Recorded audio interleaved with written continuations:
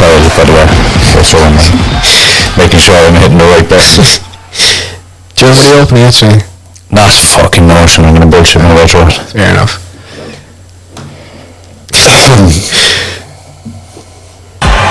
You're listening to the Guts and Glory MMA podcast.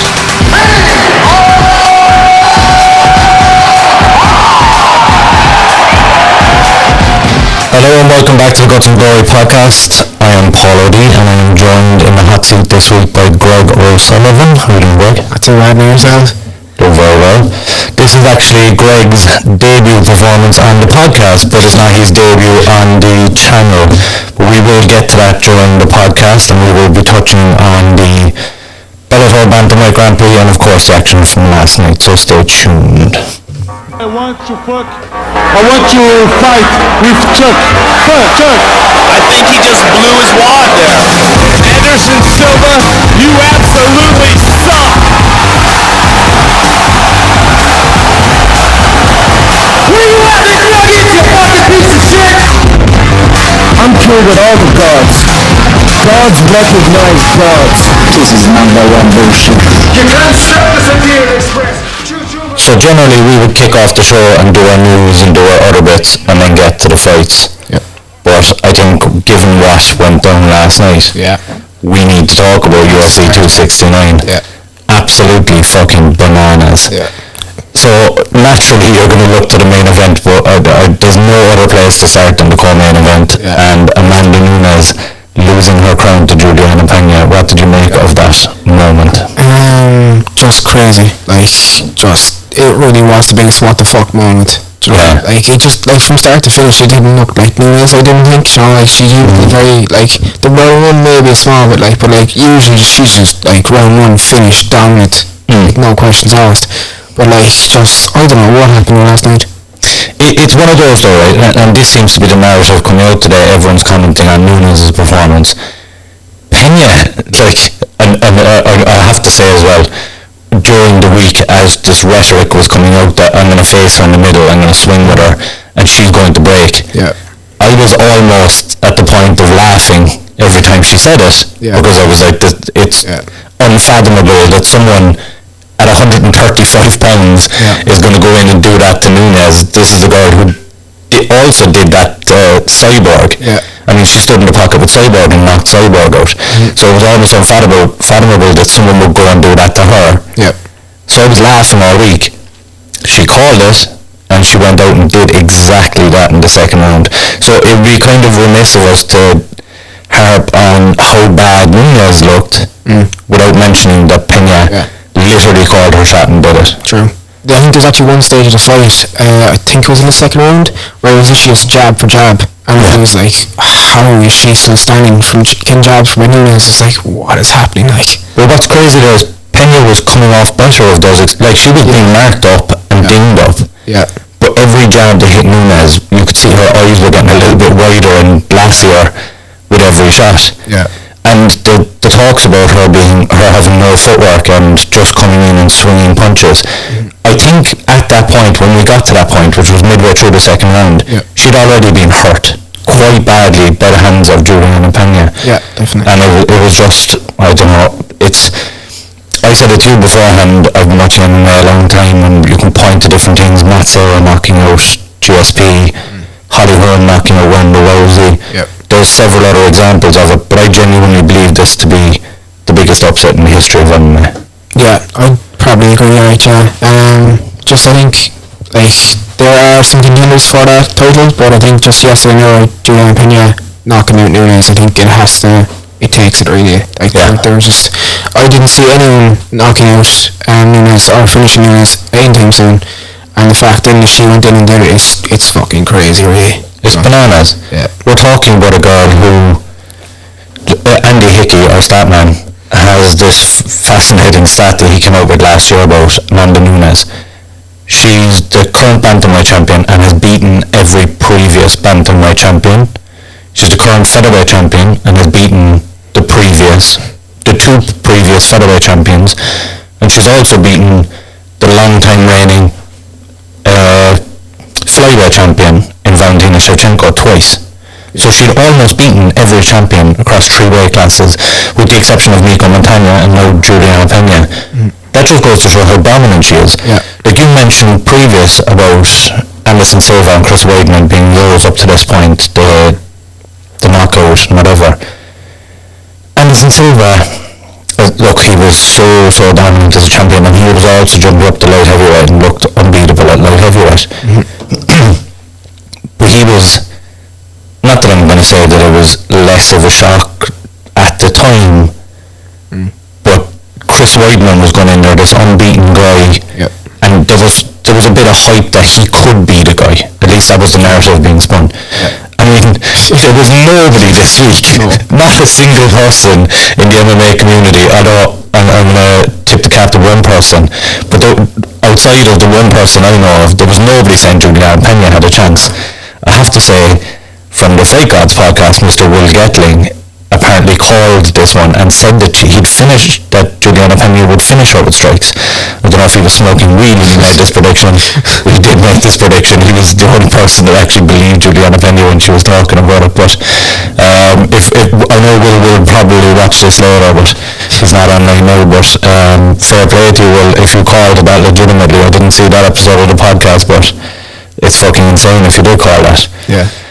What do you do? Is it an immediate rematch, or what do you do with the two of them now? Yeah, I think it has to be really. Like, I mean, when you have a champion that has dominance, it has to be a straight rematch. Like they've done it for less, so I don't see why they wouldn't do it for Nunes. Yeah, but is it a case that there was a lot of talk previous to this, and maybe not so much about this fight, but the fact that Nunes now has a family, and there was people talking about how many fights had she left. There's talks of the Kayla Harrison at 145, but that division is almost a moot point now unless it's Kayla Harrison. Yeah. Is the hunger there, let's say, for Amanda Nunes to come back and be a better fighter again? Yeah, it's an interesting question, just because I think already she's definitely solidified herself as the GOAT of women's MMA. So like she's the double champ. She's a GOAT. She's beaten pretty much almost everyone there, as you said. Like, maybe with the whole family and she's done it all, maybe the hunger isn't there anymore. Yeah. But I think she'd want to go on top. I don't think she'd want to retire unless she's a double champ. I don't see it. But the flip side of that is you come back and you lose again. True. Genuinely damages your legacy. Yeah. I mean, if she's coming back to fight Juliana Pena, she's got to come back and have a game plan for Pena, because Pena said exactly what was going to happen in that fight. And it's always, if Pena had given a lot of credit to Nunes in the build-up to this, said she's the greatest women fighter of all time, and I'm going to go in there and do my best, and I believe that I can be a champion, and blah blah blah, the usual rhetoric when you're going against a long-time champion. Yep. But Pena was saying that she didn't believe the hype, she was breakable, and that she'd stand in the pocket with her and trade hands with her, and she did exactly that. She showed her no respect. I mean, to go back and game plan for someone that believes themselves to be better than you, fair enough, maybe it might spark some hunger or spark some that you've got to go prove yourself, but it's got to be difficult for Nunes in the stage of her life that she's at to think that going back to that well right now, it can't be an easy thing to be looking forward to. Yeah, definitely not. I don't know. I mean, I think she will come back, to be honest. I don't see her retiring. Yeah. With a loss. I don't. Yeah. There was a moment though when she took off the gloves and the hand wraps engaged that I was watching it closely. I genuinely thought the gloves were going to be put down because they came off very quickly after the fight. But of course then in her post fight she mentioned that she did want to come back and she had some things to fix. I mean, I've been saying it for several years now, and I'm normally wrong about most things, but this is a big shock, but I've been saying it for years now that Amanda Nunes is the pound-for-pound greatest fighter in the world, male or female, and that was my line. I was like, she never gets enough credit for what she's doing, blah blah blah. To think that there was someone out there that went, no, she's beatable and she'll break, and she was right. I mean, we saw that in Amanda Nunes almost a decade ago when she was coming up on the scene, that there was a little bit where she fatigued, and when she was fatigued she'd break and she'd not give up, but there wasn't much fight left in her when she had no gas. Yep. But I feel like there was a little bit left in the tank last night, and she still, as soon as the choke went on, she was gone. Yeah. Yeah, that's actually interesting. Like, as I was trying to watch it towards the end, I was like, was the choke? It wasn't in properly. I mean, it was around her neck, but maybe just over the chin, but she hadn't cranked on it, she hadn't squeezed, she had no hook in, she was off to the side. It was, without doubt, uncomfortable, but I don't believe it was cutting off blood supply or anything like that. Yeah, no, I didn't think so either. I mean, like, I was trying to watch it, and, like, definitely the choke wasn't on, but, I mean, I don't know, like, I don't want to say there was quitting her just because of who she fucking is really, like, but yeah, I think she could have fallen off a bit more. I would say she quit. Okay, fair enough. I mean, I look, I get shit for it and I don't really care, but to me, you didn't tap out because you were about to go out, you tapped out because you knew you were beaten. And I don't have an issue with that, but you gave up in that fight when it wasn't over. There's a difference between tapping as you're about to go out, the fight, you know it's done, you're saving yourself from being choked out, and then being choked out because you know you've been beaten, but I mean the fight isn't technically over. Yeah, true. That's the difference for me. Yeah. The only is, like, do you think she went in there with a game plan, or do you think she's went in there thinking she's the goat, she can beat anyone? Do you think she just... basically, did she overlook Juliana Pena? I think when you're Amanda Nunes, you can be arrogant enough to overlook most people in that division because you've wiped out number 1 and 2 a couple of times, and I mean Jermaine Durandamy finished Juliana Pena by submission. Jermaine Durandamy wouldn't submit fucking my young fella, like, and she submitted Juliana Pena, but Juliana Pena just happened to be the person who she knew she was the person to beat Nunes, and everyone has their person that's going to beat them, and everyone's beatable, but I suppose the whole MMA community didn't know it and they weren't wise to this, and she was the only one, and maybe her team around her knew the game plan was there to beat this girl. So as much as she was overlooking her in a sense that she knew she was better than everyone in the division, she didn't realise, like the rest of us, there's a girl that knows how to beat me. I mean that and whether you can go back and fix that or not, that's yet to be seen, but I imagine, like you say, it will be an immediate rematch, but imagine the hype around that one now. I think actually definitely leading up to this fight, I was like, I knew Nunes was fighting, but like I didn't really pay attention to who she is fighting. You know, Nunes is fighting, that's it. I mean, the build up to this was all about Oliveira and Poirier. That was the whole build up. Oh, and by the way, Amanda Nunes is going to batter another bitch at this fight. That was the whole line for this. It was like a by the way, Sean O'Malley's on it, Taito Vassal's on it. Oh, and Amanda Nunes is going to batter a girl as well, like. I mean, now there's going to be serious hype now for a rematch, if it is a rematch. And do you think being 3 years away, or 2 years, just over 2 years away from the bantamweight division played a factor in it? The fact that she's been carrying around a little bit more weight, she's settled into family life, she's been comfortable up there fighting featherweights who, let's be fair, aren't as talented as the bantamweights. Not saying that there's a big wealth of talent at bantamweight either, but they're maybe not as technical as the bantamweights. Do you think that played an issue in it? Yeah, it could be. I mean, like, if you're getting complacent at 145 with like the weight cut and the talent that's up there at the moment, I mean, like if you come down into a division that's much more competitive, definitely, like, I mean, you could just get complacent. You'd be like, oh, I'm the GOAT, I can beat anyone, as I said, and maybe she just got complacent. Hopefully not, but maybe that's what happened. I hope that is the case, because if that is the case, there's hope for her to come back and go, no, look, you got lucky this time. Because we can't say about Pena that she got lucky because she called her shot. Like, I mean, there's no... Any other long-time champion gets knocked out like that and you go, well, look, you rattled her and you gave her a good punch, whatever, but when you've called exactly how it's going to play out and it happens, it's definitely not a fluke. We are going to look at some of the rest of the card before we move on to some other stuff. The main event, Charles Oliveira versus Dustin Poirier, and again, me being wrong, Charlie Olives is a guy that I've been saying for a long time had a bit of quit in him. I think after his last two performances, we've got to give up on that. Definitely. Knocked down again badly and comes back to finish. Like, I was rooting for Poirier, so when I saw him knock him down, I was like, thank God, it's going to be a finisher now. I knew it would be early. I was like, yes, this is it. But yeah, like, I mean, you have to hats off to Oliveira in fairness, like, he fucking fought through it, like, he came back like a champion, So yeah, like fair play to him. And like the one thing I wasn't expecting from him was like his striking against Poirier of all people, who's obviously a very good striker in his own right. But Charlie Allen's striking was fairly good. Like, he was good. Like obviously it was impressive. Really, I thought. Do you know, like I think it was like a right hook into a front body kick. Yeah. And I was like, that's money right there. That is like, do you know, he was impressive. Like.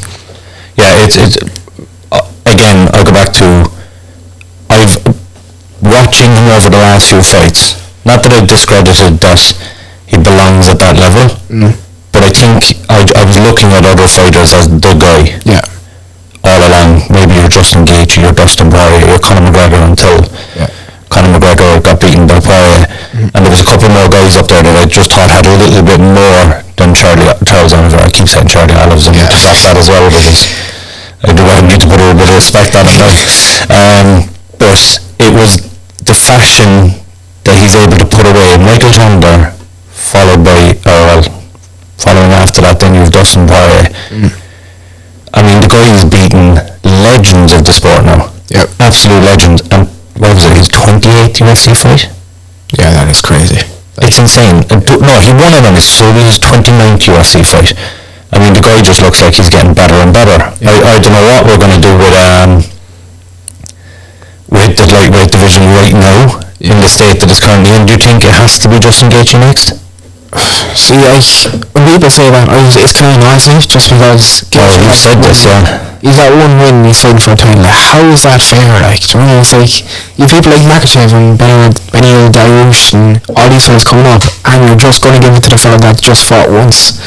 Like, my argument against that though is the loss is to Khabib. Yeah. When Khabib left that division, I think the slate got wiped clean on Poirier and Gaethje, and not that it wiped it off their record, but I mean, the guy that was lording above all of them is gone. Yeah. You kind of reset to where you were. Yeah. So that's fair. Justin Gaethje was number one in the world before Khabib. Like, I mean, he'd gone out there and he'd beaten everyone. He got the interim title and he was the guy. Yeah. And then the Khabib thing happened. He came bounce back with a good win, a phenomenal win. Yeah. I think he's still there. You take the Beneil Dariush's and you take the Islam Makachevs, and what they've done is fascinating. But how many top guys have they beaten yet? Yeah. I want to see them beat another Poirier, beat another Michael Chandler, or beat each other. Because we have that match now ready to go. Yeah. With that match made up, and it's looking like it could be Gaethje next. Is the winner of that? Do you think the winner of that, because it's in February, will jump ahead of Gaethje if it's a dominant performance? I mean, I think the one I would have always wanted to see was Gaethje fight either like Beneil Dariush or Makachev, just to actually see, right, now we have a definite number one contender. This is fighting for the champion. But I think they will just do Gaethje versus Oliveira next. Like, there was Makachev Beneil Dariush fight in February, did you say, was it? February, yeah. Yeah, they're not going to wait that long to announce like a fight for the lightweight champion. They're not. But do you not think they'll give Charlie Olive some time off, considering, I mean, what's he done now? 3 fights this year? Yeah, but it is 3 fights this year, isn't it? He won the belt only in August. He's defended it now. Yeah. But he had a fight at the start of this year. Against Ferguson? Was the Ferguson one before his last fight before the title? It could well have been, so that would have been last year, yeah. So possibly only 2 fights, but still, title fight and defence in a short space of time. Yeah, maybe they won't announce it, I don't know. But as I said, I would like to see Gaethje fight at least one more time before I announce him as the number one contender. Yeah. But yeah. Who though? Who does he fight? Is it Dustin Poirier? No, it has to be the winner of Makachev versus Dariush. It has to be. But then you've all of those guys sitting out for, then you've Charlie Oliveira sitting out for potentially 6 to 8 months. Yeah. That's the best part of all of next year. That's true. Waiting on a contender. So you're either going to go with one of the guys that's already there, the winner of Makachev and Beneil Dariush. The other side of that is there's a lot of guys in that lightweight division who are chomping at the bit to get back in there and to get up. to that top 5, and we've seen a massive change in the landscape of the top 5 in the last 4 or 5 months. Benil Dariush new, Makachev new, you've the likes of Tony Ferguson, McGregor, Dan Hooker, I think they're all after falling out of those top 10 rankings. It's going to be a very new landscape again next year. Do you think Charles Oliveira holds on to the belt next year, or do you think there's someone there that's good enough to take the belt off him right now? I think his biggest competitor probably is Makachev, just because I know now obviously people going over Makachev and he hasn't been tested, but from what he's obviously gone up against, he's dominated. Even in the fight against Dan Hooker, that was a first round finish, and Dan Hooker's no joke. I know obviously he went to the ground now, and maybe that's not Dan Hooker's best quality now, but still, he was he was in the top 5 1 or 2 fights ago or something, wasn't he? When you say he's fought, no, he's fought Dan Hooker was pretty big competition,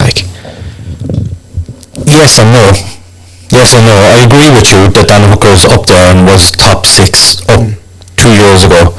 But like I said, it's a changing landscape. He's fought nobody that's proven themselves to be top 6 in the world right now. True. Nor is Benil Dariush for that matter. Both of those guys, they square off against each other. I don't know how much sense that makes, because they both need to fight a top guy. But it'll create at least a clear number 1 contender for the belt when it's over. But then you've Dustin Poirier, you have Michael Chandler, you've Conor McGregor looking to return summer of next year. Where do you think all those guys fit in? They're all coming off losses. Do you think it's they take a step back, fight below them, or do you see all those guys squaring off again? So I think the biggest problem here is they are all coming off losses. The only said Eric maybe laugh is Conor's not going to fight anyone that's beneath him. He's not going to fight fucking Gregor Gillespie or something like that. He's just not maybe he'll fight Chandler. Great name to just pick out of the top of your head, Maybe he'll fight Chandler, and I think that would be an interesting fight. But Dustin, I don't know, Chandler's there to stay. I think he's gonna fight someone in the top 5, I think. But if you look at Chandler's 1 and 2 in the UFC. Look, we're all fans of Chandler. Chandler has proven himself to be an absolute dog, but that fight against Gaethje was somewhat idiotic in his approach. His corner told him at the end of the second round, we all know how tough you are. Cop the fuck on, get your hands up, and actually fight your fight. And he went out and literally for about 10 seconds put his hands down. I don't know what the fuck he's doing here, to be honest. He's 1 and 2 now in the UFC, and he's still clinging on to that number 6 ranking. I think another loss for him, and he's going outside the top 10 for me. Is Conor McGregor the right opponent next for him, or does he fight down the rankings and go, right, let me beat someone and reassert myself into this title picture? Again, I don't see anything as obviously if they're giving an opponent who's beneath them, they have to take it. There's no debate there. But I don't see any of them actually accepting that. I think they all want to fight each other. I think Conor will fight Chandler, Dustin. I don't know what the fuck you do with Dustin. Maybe the loser of Makachev versus Dariush. Maybe. He's going to have to take some time off after that anyway. Not that it was a bad beating or anything, but he's like that.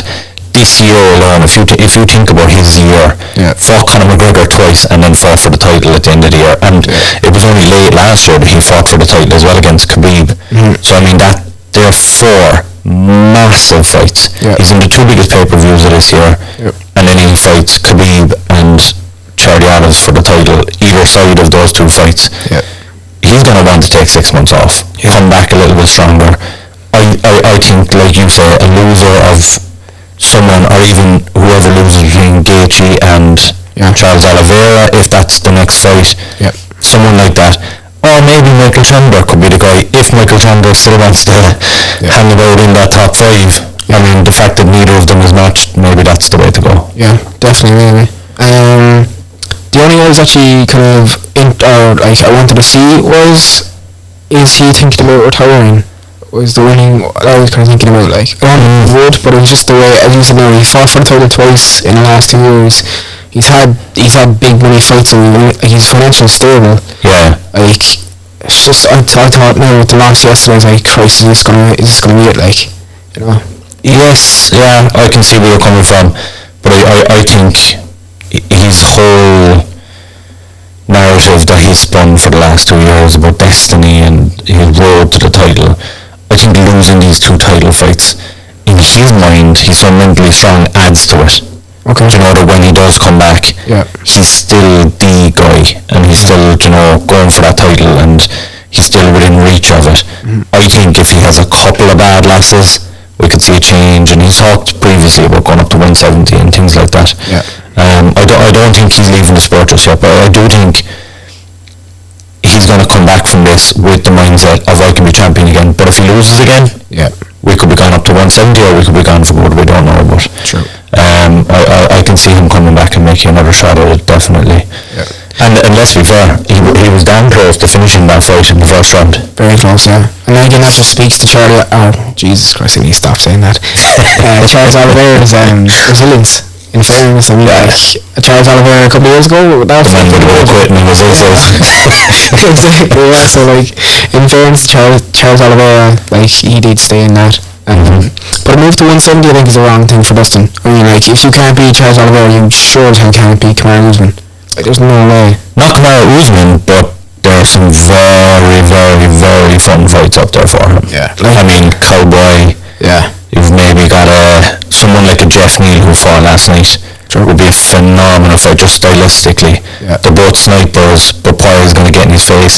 Maybe Jeff Neal might be a bit heavy-handed after a couple of wins. Yep. But even Ponzinibbio would be a great fight. Both guys come forward. There's so many stylistically great matchups there for him. The reason I would recommend after a couple of losses moving away from the lightweight division is he's kind of fought everyone in that top 10, with the exception of Dariush Makachev, and I just don't like either of those matchups for him. I think stylistically, I think it was worrisome last night when he did get on his back in the first round and he looked like he just kind of held on. Yeah. And that was the game plan. I just don't want to lose this. I'd rather lose the round than give up my back. And I was kind of like, that's a very negative attitude to have. Yes, it's a 5-round fight, but are you going to take that into a 3-round fight next? It's a dangerous game plan to have. We're going to look at some of the rest of the card because I know we've national around you for quite a bit. You have Jeff Neal versus Santiago Ponzinibbio. We kind of touched on it there. You weren't very impressed by this fight. No, I think like obviously it was a banger card last night, but I think overall that was probably one of the most forgettable fights. And like, I think the thing I took away from it the most was like, does there need to be more of a kind of punishment on like eye pokes or crotch shots or anything like that? Like, I mean, talk to Gunnar Nelson about Santiago Ponzinibbio and his eye pokes. How many times did the ref warn him last night? 6, 7? Minimum? And in the first round he did actually catch him in the eye twice. But Jeff Neal wanted to keep going. Do you think it's a case that, and it shouldn't be dependent on the fighter and how they react to an eye poke, but do you think the referee is a little bit more lenient when a fighter just wants to keep going regardless of what's happening in front of him? Like, at the end of the day, like, it is kind of like their whole kind of lifestyle, like that. That's their job, really. So if they want to keep going, and if there's like a 50 grand difference between them losing the fight and them winning the fight, if they want to keep going, try to win the fight and win, who you to stop them? Like, I mean, no, I understand that, but what I'm saying is there less pressure on the referee to take a point if Jeff Neal is just going, no, I'm fine, let's continue, as opposed to if Jeff Neal held his eye and took 3 minutes both times that he was poked in the eye. Is there more pressure then on the ref to go, no, look, we've got to put a fucking stop to this, I've warned you 4 times, we'll take you a point? But it shouldn't be the case if you're being warned over and over and over again. What's the point of a fucking warning if it leads to nothing, if you're just going to keep warning? It shouldn't have to take a fighter to get badly injured, or we're not protecting them if that's the case. I mean, like, I think just once the eye poke happens, I think if you're taking a point, it's a bit, like, I don't want to say harsh now, but like, you know, like a point really can win or lose you the fight, like, you know, as well. So, but I think it does need to 2 or 3 warnings should be enough. Yesterday just took the piss. Like, there should have been a point taken. And especially when a fighter has form for it. Because he's done this in multiple fights. He won the Gunnar Nelson fight right off the back of an eye poke. And what was it? The Leach fight where he did it twice as well, and got warned for it, no point taken. The Jing Yang Yi fight. I'm not sure. It was one of his lateral fights that he did the exact same thing that he did with Gunnar Nelson. Yeah. So like the next whoever has him as a ref next just needs to give him a warning before the fight. Yeah. Tell him if you're going to be at that shit, you're going to be docked points. Yeah. We moved down the card because, as you said, it was a relatively forgettable fight. Somewhat, well, not forgettable at all, is Kai France's victory over Cody Garbrandt, and I did not predict this one. This is another one I got completely wrong. Yeah, it was, I didn't really know too much about Kai France, so seeing this thing yesterday, I'll be paying much more attention to him. In fairness, I just went out there, controlled the centre of the octagon from the start, just did everything right, really. Can't fault him anywhere, I don't think. And the power. Yeah. I mean, we all know that Cody has power in his hands. Yep. To stand there unafraid of that and let your hands go and be the smaller man, like he visibly smaller than Cody Garbrandt. Yeah. What do you do? What in God's name do you do with Cody Garbrandt now? The man's been knocked out 4 times in his last 6 fights. Yeah. And like knocked out cold and rattled and dropped, and it looks bad for him. Like you don't want to put him in there against a big hitter. No. Like if I'm the UFC, I think I'll just cut him. Just get rid of him. He's not the man he used to be a couple of years ago. Yeah. But if he's not going to be cut, he needs to get competition that are a lot lower ranked. I mean, he's getting people that are in top 5 now. How long? And it's not working. Obviously, he needs to get, like, for lack of a better word, easier opponents. Yeah. You know, he's getting too many high ranked fights. Become a gatekeeper for the top 10 kind of way. Yeah, pretty much. Yeah. I mean, like, I don't see him fighting for a title anytime soon. But would you do that at bantamweight or flyweight? Because I heard some people arguing last night that maybe the drop to flyweight made him more susceptible to a knockout because you're cutting water or whatever. Yeah. Or they talk about 7 months of preparation to get down to the weight healthy and whatever. Yeah. But if you're already chinny and you're dropping down the weight again, it's fucking dangerous to be getting knocked out when you're depleted of water, and that's not career-ending stuff, that's life-ending stuff if you're like life-shortening stuff for sure. Yeah. I'm kind of the opinion Cody should probably hang him up. He got a world title in one of the greatest bantamweight title fights I've ever seen, and he had a phenomenal career. What is it, only 18 fights he's had? Yeah. Something like that. I think it's 18 fights. What is he? 12 and 5, 17 fights, Jesus Christ. But at 10-0, after 10 fights he won the title. Yeah. But so he's been knocked out 5 times now, was he? Was that the 5th knockout loss? If it is, he absolutely... Well, I think he needs to hang him up. I think someone in his camp needs to be in his ear. No, sorry, it was the decision loss to Rob Font, that's right. And in the Rob Font fight, Rob Font's a big hitter and he looked okay in that. So there's an argument to say if he is going to stick about, back up to fucking 35 and start taking on... Definitely. Take on Sean O'Malley in your first one. Yeah. But then again, Sean O'Malley can put some fucking people out. I don't know about that now, to be honest. Maybe that isn't the exact fight, but you know what I mean, guys that are trying to come into the top 15, maybe they're the fights to be taken on. Yeah. But it's disheartening to see a guy like that go out. But future's bright for Kai France, ranked number 6, taking on a former champion in the weight class above. Yeah. He's calling for a title shot, maybe not when you have the likes of Askarov, Pantoja, all those guys, but fight one of those guys and you're next. Yeah. I saw DC actually calling for a fight against the fellow who's ranked number 14 in the flyweight division. That makes no sense whatsoever. Sorry, against Manel Cap. Yeah. And I was like, why are you calling for that fight? I mean... But that's DC all over, like, that just goes to show that DC commented on the Manel Cap fight only 3 or 4 weeks ago when he got 2 or 3 weeks ago, whatever it was, when he got the knockout. And basically, that's DC's memory of the flyweight division. He's going, got another guy with a knockout, let's fight him. He has no understanding of the fact that Cap has to fight about 3 times before he's ready to fight someone. And not that he's not ready, because we know he's massive potential. But I mean, France is hardly going to turn around and fight someone 8 rankings below him at this point after knocking out a former champion. Back up to the bantamweight division, Sean O'Malley against Raulian Paiva. What can you really say about that fight? I mean, that was just Sean O'Malley just that's Sean O'Malley, like, you know. There was a lot of people talking after the Chris Moutinho fight about that he'd maybe lost some of that pop, and when he started moving up the rankings he'd struggle to get those knockouts. But I think it was just the fact he was on the back foot and he never really sat down in many punches against Chris Moutinho.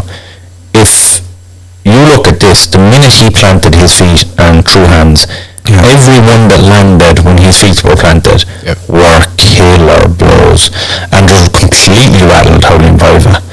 And Paiva's a guy who's been in there with some big hitters. Like, for me, I don't remember a guy, maybe other than Cody Garbrandt when he was on his way up, that was just starching guys at 135 pounds. It's reminiscent of McGregor at 145. I think that they're all talking about, is he ready, is he this, is he that. I think he smokes his way up through that division. I think he's the incumbent in that division for the title. I could be completely wrong, he could be found out, but we've been saying that for a while now, with the exception of the Oliveira fight. And there are some mitigating circumstances there. He was injured. Whether he gave up or not, he was injured. I just think he's definitely the guy to keep an eye on, and my God, is he fucking entertaining as well. 100%, I mean, when we'll get to your little fucking stuff there in a minute, but when you're doing your little basketball drills in between touching people up, like, it's just fucking, you can't not love it. Quickly going through the prelim cards, look, we're not going to touch on all the fights, but I do want to just mention, of course, we had the return of Dominic Cruz to, as they say, a vintage Cruz. You see, I agree with everyone that he looked phenomenal in the second and third round. But I think there's something about that first round that we've seen too many times now from Cruz. He's hittable, and like, if you put him in with someone like a Sean O'Malley isn't going to let you get back up. He's going to put you to sleep, and that'll be the end of the show. I love the fact that he's still about and he's still fighting and he's still putting on great fights. But I don't see him being a champion again. Nah, not against the contenders in bantamweight as well. I just don't see it happening. I think he can do well in bantamweight, but he's not ever going to fight for the title, I don't think. Well, I mean, he's close enough now. What was Pedro Munoz ranked, number 6, 7? Was he? Jesus. He's high anyway up that division, because he came off that victory over Jimmy Rivera, and the two of them were like 8 and 9 or something like that. I'll check the rankings there. But Pedro Munoz put him right back in that discussion. So ahead of you is your Rob Fons, Aljamain Sterlings, Corey Sandhagens, Peter Yans. I mean, who of them would you like to see Cruz fight? And Aldo? Maybe that's the guy. That maybe has to be the fight. Two legends, I suppose, maybe. It's just, again, I don't see him winning any of those fights. Like, just... What about the Aldo one, though? And that's a fight that we should have got for years. For years we should have had that fight. The thing is, though, you go back to that round 1, like, if Aldo can touch him up in the round 1, like... Aldo won't let up either, not that Pedro Munoz let up, but he didn't he was ranked number 8. So, I mean, you look at who's above him, holy fucking shit. Cody Garbrandt is somehow ranked number 7, but you can basically wipe that off, that's gone. But then you have Merab Dvalishvili, horrible opponent for anyone, let alone Cruz. Rob Font, Corey Sandhagen, Jose Aldo, TJ Dillashaw and Peter Yan. Any one of them is a fucking nightmare. But like I say, Aldo is probably the most favourable matchup there for him, and it's a legends fight. You could argue whoever wins that one would have an argument to get a title shot just based off fucking legacy. True. But again, if the champion is Aljamain Sterling, or whether it's Peter Yan or whoever it is at the time, again, I just don't see Dominic Cruz doing it, like... No, Aldo for me. I think they're both... It's great to watch them the way they're performing at the moment, but I don't see them competing at the very top. I do want to touch on Taito Uvasa as well. Jeez, that knockout. They missed the trick with Taito Uvasa. UFC 264 for me. We've enjoyed his fights, and he had a couple of bad losses, 3 in a row, I think. But he burst on the scene when they were over on Oz. He had 2 wins, I think, when he first came into the UFC. And you could tell there was hype around him. And UFC took 264, which was his last one against Greg Hardy. He did the walkout when we came out to Spice Girls. The whole arena, so he walked out the Spice Girls, the whole arena erupted, knocked out Greg Hardy, everyone's least favourite fighter. Then did a shoey on the cage, and then we were watching him doing the shoeys all the way out the back. Because he was on the main card he got that full coverage. They completely fucking... How did you not pick up on that and then put him on the prelims of the next one where when we're watching, it cuts to he's already in the cage, we've missed his walkout, and then as soon as he's done his first shoey, we go back to the commentary team, rattle off the next fight. It was just a bit... They need to feed into that Taito Uvasa energy, because that's what gets people hyped on a main card. 100%, yeah. You want to see people like that, you know, like on the main card, as you said, you want to see people doing it, like just doing weird shit like that, as you said, drinking down the shoes. And I mean, the guy, he's so fucking entertaining, like, and the fact that it was the exact same shoe that he did it at 264 as well. Your man was just fucking ready with the shoe and the beer, ready to go. The Milk Boys or whatever they're called, I don't know who those guys are. They're always hanging on with Pena. I think there's something to do with Howlerhead, but Taito Uvasa has him fucking cage side ready to go with a shoe and a beer. Like, it's just hilarious. But 4 wins in a row, 4 knockout wins in a row. Against number 11 in the world. This is the problem with Taito Uvasa right now. Who does he take on in that top 10? Jeez, I don't know, to be honest. I mean, like, whoever it's going to be, it's going to be a good fight, and obviously because it's Taito Uvasa, so I'll be tuned into that one 100%. But I mean, I don't know, like, it's a fucking killer's row. Killer's row. I mean, just eliminate the top handfuls. Your Ngannou's, your Gans, your Miocic, Lewis, John Jones, Volkov even. Then you have your Rosenstruck, Daukaus, Abdurrahimov, Tabora, Aspinall. Tabora maybe would be an interesting fight, but I think Tabora just fuck the shit out of him.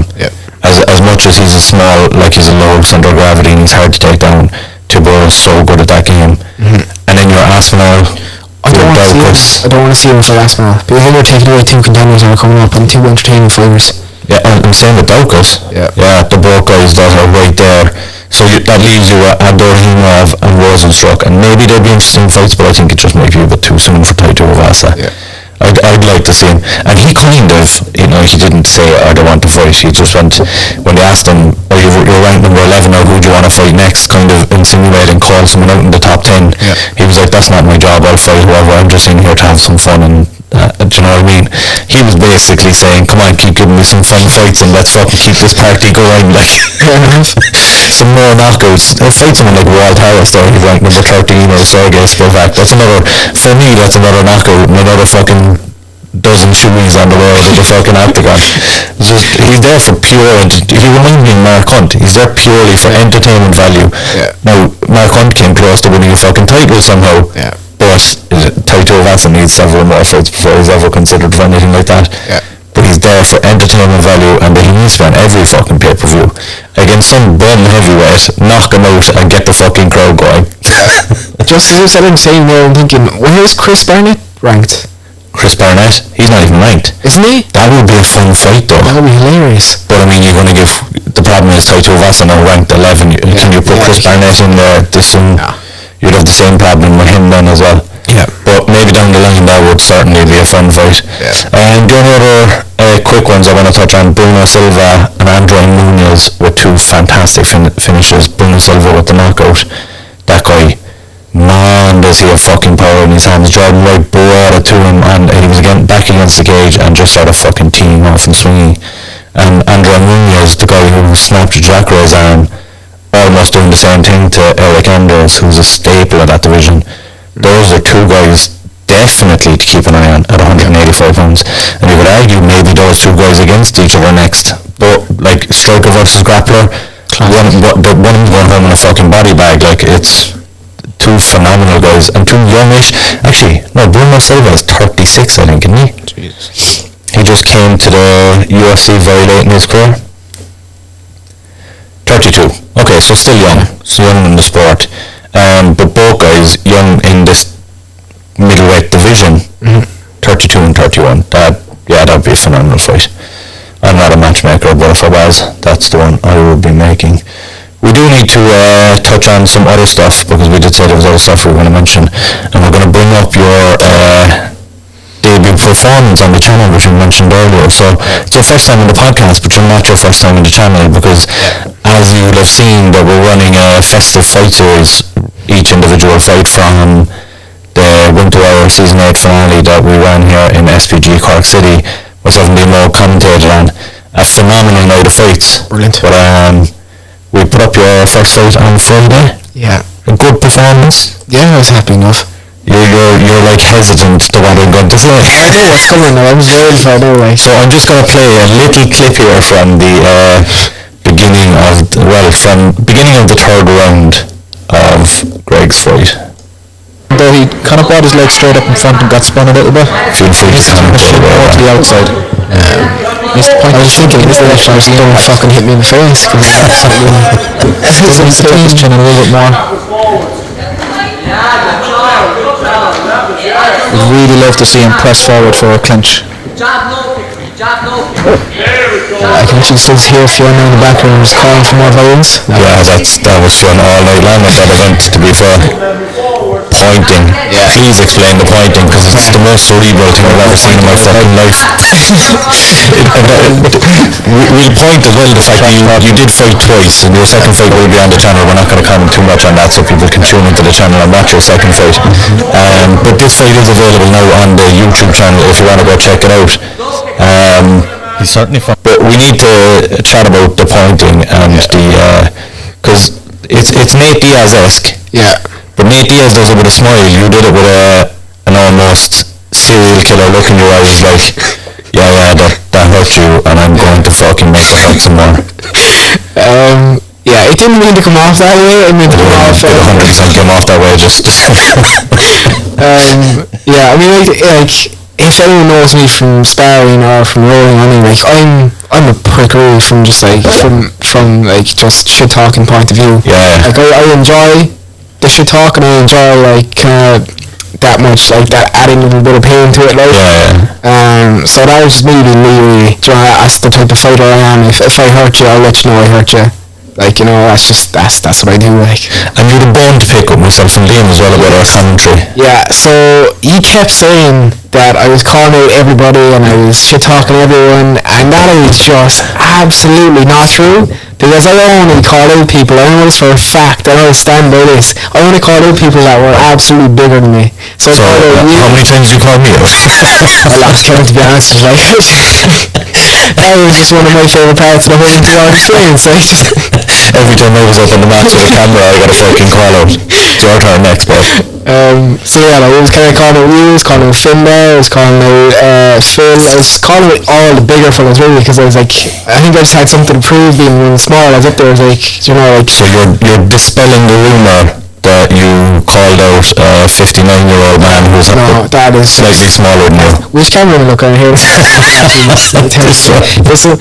is absolutely not true. I never once in my life called out Mel. If anything, I was just trying to avoid him. I was like, I knew how good of a fighter he was, and I didn't want to fight him at all. But no, in fairness, I really enjoyed that fight. And it was a phenomenal fight, back and forth. Yeah. Going back and looking at it now, obviously Mel looked back at it and says he should have gone for the takedown in the first or second round. Yeah. But like on the feet, you clearly had a slight advantage. Yeah. And we touched on it in the first round of that fight that Mel's head and the way his head was going back, trying to avoid the punches and just getting clipped, looked worse to the judges than it was. Yeah. But you did start to take over in the second, third round. Yeah. Are you glad, looking back, that Mel didn't decide to take it to the ground or engage in the grappling? Yeah, because that was my biggest fear going into the fights. Like, I knew the grappling pedigree he has. So like, I was thinking, like, if I can keep it standing, I have a good chance of winning. So like, in my head, I think he shot for like a takedown once or twice. But he tried to engage in a clinch, definitely twice, kind of an under clinch. Yeah. So like, in that, like, in my head at that point, I was like, just Jesus Christ, just keep it standing. Like, so just do whatever I have to do to keep it up. Like, but yeah, like, in fairness, I'm like, he like, people kept saying to me like, he's got you on the ground, but you have him on the feet. And then I kept thinking, like, you haven't seen Mel strike. Yeah. Because I started him up there and, like, I knew he was striking. Very, very versatile. Yeah. Because, like, everyone knew, like, he's a blue belt in grappling. But he's not an orthodox striker as well. Yeah. There's a lot of hooks, but kind of head movement with hooks. Yeah, very strange. But, yeah, in fairness to him, like, fair play to him for getting in there, first of all. I mean, like, it's not an easy thing to do, but it was a great fight, and I was very happy to actually come out with the win. Very good. And the whole experience, I do want to touch on it, because, look, obviously, easy for me to comment on the thing here from the commentary booth, and I was telling you before we came on air about how tired I was after the whole event. mentally drained out there just talking. But like I've been through it before. I've done the season 3 of Run to Wire, and I know season 9 is coming up, and we're going to have some people from Cork watching. What would you say to someone that's thinking about doing Run to Wire? 100% just get in here and do it. Like the changes I went through in Run to Wire, it's crazy. Like I mean, like you talk to anyone when I first started here, like I was just so shy, and like I hardly even talk to anyone. Shy you are not now. Yeah, that is one thing. Like if you see me at the start of this and you see me now, it's like 2 different people. You know, it's crazy how much the Run to Wire experience changes you. And it's definitely one of the best things I've ever done. Yeah. And we've had 11 fights up now so far, and there's 10 fights still to go up. I'm going to kind of give you a little inkling as to what's coming in the next few days. So you have Conor Deasy, Shane O'Sullivan, Dara Kenny against Greg O Sullivan. You have Darren Coakley, Paul Byrne, Eamon O'Connor versus Liam McGrath, Finbar Hedeman versus Wayne Moore, and Pavel Smirka versus Donald Lucy, Phil Cooper versus Bowser, Sean O'Leary versus Kieran Nolan. They're all to come up over the next 2 weeks. Yeah. Why should people be watching these fights? Oh, they're all bangers. Like I mean, like just think about the Finbar one there. Like 2 heavyweights absolutely swinging. The first minute of that fight was fucking terrifying. I don't think myself or Liam commentated. We just made noises for the first minute and a half of that fight because it was insane. It's mad. Like I mean, like if you're not watching these fights, you're not doing yourself a favour, because like you need to be watching these. These are just incredible fights, and it's amateurs. Like so, like you're going in there, you're with like very little experience with only the 20 weeks overall. Like and we're just swinging like crazy. It's crazy. I have to say though, like I've been to a good few of them now. The level, the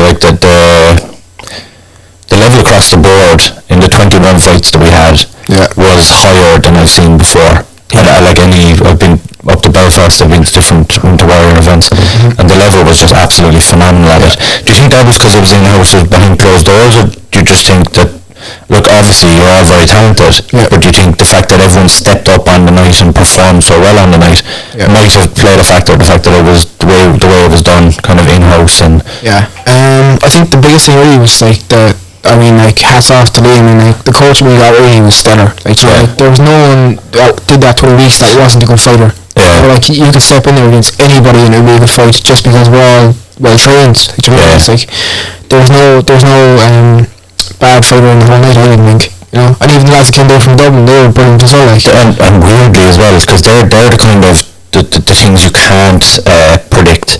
So like when you get someone that's coming down from somewhat of an unknown entity, they're coming down the wrong same rate, they're doing this, they're doing that, blah blah, and you try and match them as best as possible, but it's an unknown entity. Because that was the one point that myself and Liam mentioned several times during the broadcast, that the matchmaking was like absolutely spot on in every contest. 100%. Even the ones that came down from Dublin and the guys here that stepped up on short notice for fights, even those matches were razor close to very most of them. They were very well matched fights. Yeah, definitely. Yeah, it was a phenomenal card. So just pointing to that, because you've probably seen it on the channel already, we have been kind of putting them out over the last few days, and we're going to have Monday to Friday over the next 2 weeks, take us right up to Christmas Eve. Festive fight series that we're bringing to you, so stay tuned to the channel, subscribe to the channel if you haven't, and keep an eye on those.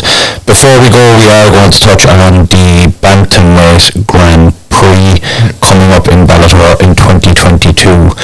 Now, we all knew the bantamweight Grand Prix was coming, but it was mooted that it was probably going to be a 16-man Grand Prix, which I was ridiculously excited for, because that division is stacked, and I know a lot of people turn up their nose at the Bellator rankings and the different things going on in Bellator if you compare it to the UFC, but I think bantamweight is one of the divisions in Bellator right now that there is serious talent at, and there's several guys from that division who could go over to the UFC, and guys that have been in the UFC that could go over and do a job in that UFC, as strong and all as their bantamweight division is. But they decided to go with an 8-man division, and it's champion right down to number 7 in the world, so it's champion 1, 2, 3, 4, 5, 6, 7. The problem with that is, and I mentioned this to you off air, is 4 of the guys that are currently in this bracket are coming off a loss to someone else in the bracket. That kind of dampens the whole thing for me. I know you can rejig the matchmaking in such a way that they don't compete against the same guy, but it's setting up that we're probably going to see several of those rematches again. And with the exception of maybe the Horiguchi and Pettis, because Horiguchi was winning the fight until Pettis landed, and Gallagher and Patchy Mix, because they went back and forth a little bit as well. But outside of that, the other matchups were kind of one-sided. They're not matchups that you want to see back right away, but we're being forced into a situation where we're probably going to see a lot of them. What do you make of I'm just going to list out the names. You have Sergio Pettis, Juan Archuleta, Rolfian Stats, Patchy Mix, Magomedov, Leandro Higo, James Gallagher and Kyoji Horiguchi in the bantamweight Grand Prix. What do you make of it, and who would be kind of your front runner as things stand for it? I think the biggest problem really I have with this is if it's obviously new, and as you said, I think if it was a 16-man, you have so many opportunities for just so many upsets, and far better matchmaking. Exactly, yeah. So that's if it was a 16-man, I'd be much more interested in that. Since we're just giving the 8-man, just make do what we're given. Pettis, I think, should retain. I don't see anyone beating him. I mean, I know obviously in the last fight it came close, but he landed. He landed the shot he needed to land at the end of the day. It's a tricky one for me. As it stands, Magomedov for me when he went into that division was the guy that everyone wanted to avoid. And then of course Stats beat him. So I think the Stats has been kind of not the other way around. Pettis is kind of being protected from Stats because they're teammates. So they'll be on opposite sides of the bracket.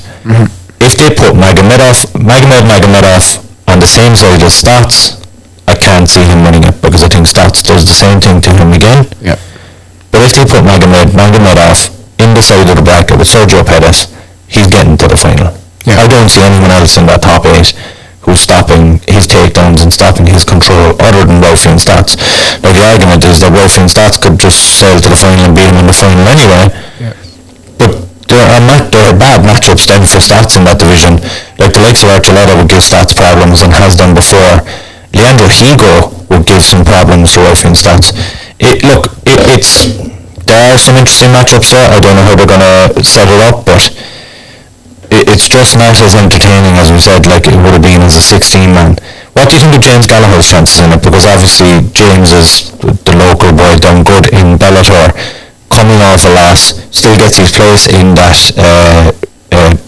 bantamweight Grand Prix based on the rankings. Do you think he has any chance in it? I hope he does, I hope he does well in it. Obviously now you go back to the last one, it was Patchy Mix, and as you said, it was a back and forth fight. There was no clear, or there obviously was clear winner, but there was no clear domination in that fight at all, I didn't think. So hopefully he does well. As you said, there's top contenders in there, so he's not going to get any easy fight really, so. I just think there's maybe 3-4 guys that you want to keep him away from. In that 8, and I think that's one too many guys to be trying to avoid in a Grand Prix. Do you know what I mean? You're going to meet one of those guys. Not saying he can't beat them. I think he can beat them all on his day, but I just think I think the best route for James in this is somehow if he gets drawn against Sergio in the first round, because I think he could have Sergio's number when it comes to the grappling exchanges, and he could get a hold of Sergio quite quickly, being the bigger guy than Sergio. I think that's his best route, and being the champion then might bring him in of confidence, and matchups might kind of go his way, but I think as it stands, I don't like his chances in it. But touching on the 16-man, and a lot of people will be giving me grief over the depth of talent in Bellator. If you look just past the 1 to 7 in the bantamweight rankings, you have Josh Hill, who won the night of the bantamweight title fight, also phenomenal performance again, and missed out in the rankings on a win because he dropped in the rankings after a win, because Horiguchi after a loss got placed in at number 7. How hard done by do you feel if you're Josh Hill after picking up a big win in your career, drop the place in the rankings and missed out by 1 place on the Grand Prix? That seems ridiculous, to be fair. To win a fight and then drop the rankings. That doesn't make sense. And you look above him, 2 above him is James Gallagher, who also lost, didn't drop. Horiguchi comes in there as a new runner after a loss. So the 2 guys above him are coming off a loss. I mean, it's a struggle to see why he doesn't make that Grand Prix. And that opens up the argument then to open it up to 16. And if you look at John Lugo and Casabel below him, now I know Casabel perhaps doesn't, well, there's no perhaps, Brian Moore tells me this all the time, he really wants Casabel next, but he doesn't belong in those rankings. But he's ranked number 10. John Lugo does, he's 7-0, and there's a bit of promise about him. But then you have Brian Moore, Darian Caldwell, former champion, Henry Corrales, Brett Johns, Matthews Matos, Nikita Mikhailov, who huge win over Brian Moore, Jared Scoggins, Eric Perez, and Khurshid Khakurov. That's 11 names. They choose 8 from that. And all impressive. And would have made the thing. There would have been so much excitement about that Grand Prix next year. But as it stands, I'm just not that excited. No. It just seems like a bit of a letdown. Do you think it goes back to the thing you were saying about a revolving door almost? John, like you're just doing the same ads all the time. But you see, the bantamweight division took on a new lease of life about 2 years ago. Because I mean, if you look at that division right now, Sergio Pettis was a new signing 2 years ago. Juan Archuleta was fighting at featherweight. Rolfian Stats is a relatively new signing. Magomed Magomedov is only a new signing. James Gallagher and Brian Moore were fighting at featherweight until recently, and Kyoji Haraguchi was fighting over in Ryzen. So, out of the top 10 and Brian Moore, there was only 4 of those guys actually in that division. So this division took a new lease of life over the course of the last 18 months, and that's why there was excitement about the division, because there were so many names, so many phenomenal guys in the division. And it was the right time to do a Grand Prix, but they absolutely missed the trick by making it 8. So it's not necessarily a revolving door, because only 2 of those guys, or 3 of those guys have held the belt. Haraguchi, Archuleta and Pettis have held the belt out of all of those guys. So it's not necessarily a revolving door, but what they're creating is the possibility of a revolving door, because it's made it very hard on Hill, Lugo, Bell and some of those guys outside the rankings now to do anything over the course of the next year while this tournament is going on. Now, they can rack up a couple of wins, which means that everyone coming out of the tournament will technically be off a loss and they can jump up a few places, but it's just, it puts the title out of reach for them for at least a year to 18 months, which is a bit of a letdown. And like I can remember this time last year we were sitting here and myself and Liam were talking about the excitement about the light heavyweight Grand Prix because Rumble was signed and because Romero was signed, and there was a lot of hype around it. That's kind of tapered off with the stuff that happened with Rumble, with Romero and different things like that. It's still been phenomenal, but like I'm going into this one a bit flat. I'm hoping it exceeds my expectations as a phenomenal Grand Prix, but I'm not as excited as I was this time last year with the announcement, and hopefully James Gallagher can pull one out the bag and pick up the title and win it for Ireland, but I'm not blown away by the whole thing. Anything else you want to touch on before we sign off? Just wondering as well really about the win to Ireland and Kilmore, and just fair play to him and Darren Coakley about I don't know how he won, but we only got word there before we came on that Darren's had to pick you up another victory, and he had 2 victories on our own cards, so 3-0, fair but the guy puts in the work. He's here every morning, he's here in the evenings, he puts in the work, he's doing a phenomenal job, fair play to him. And where can we find you on social media? So it's just Greg O MMA on Twitter, and it's Greg O on Instagram and Facebook. And you can find me Apology MMA on all platforms, and be sure to go over to the YouTube channel, hit that subscribe button, Guts and Glory MMA, and check out the fights that we have coming up for the festive season, and we will be back next week with another podcast. I know it's been a few weeks since we've been on. We've been kind of laxy over the last couple of weeks, especially with the fights that were going on and everything. We were kind of up the walls, but we'll be back on it now for the new year, and we will have an awards show as well at the start of the new year for 2021. We'll have to get some work done on that. But check us out on Facebook, The MMA Opinion, and on Instagram, Guts and Glory MMA. Thanks for tuning in. Coach, I want you to fight with Chuck. Chuck. I think he just blew his wad there. Anderson Silva, you absolutely suck. Where you at, McNuggets, you fucking piece of shit? I'm killed with all the gods.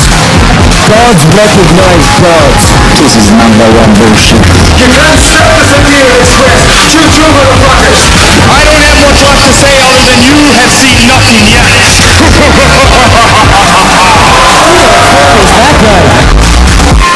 I'm the man of the hour, Joe. Too sweet to be sour. What you see is what you get, and what you don't is better yet. I'm the women's pick. I'm the men's regret. And if you win against Chael Sonnen, you made a bad bet. You're listening to the Guts and Glory MMA podcast.